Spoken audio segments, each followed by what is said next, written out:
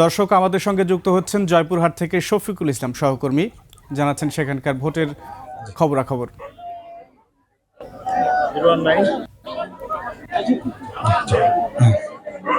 হ্যাঁ আকবর, আপনি যেমনটি বলছিলেন যে ত্রয়োদশ জাতীয় সংসদ নির্বাচনকে ঘিরে জয়পুরহাটে দুটি নির্বাচনী আসনে ইতিমধ্যে প্রার্থীরা তাদের নির্বাচনী কিছু বিধিনিষেধ প্রচারণা থাকলেও তারা বিভিন্ন অনুষ্ঠান বিভিন্ন মাধ্যমে তাদের নির্বাচনী প্রচারণা চালিয়ে যাচ্ছেন।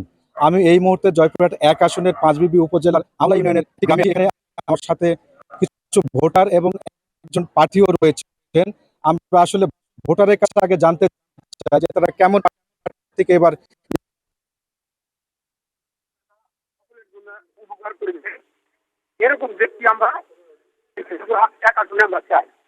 এখানে অনেক নারী ভোটার রয়েছেন, আমি একজন নারী ভোটার কাছে প্রার্থীকে ভোট গ্রাম বাংলা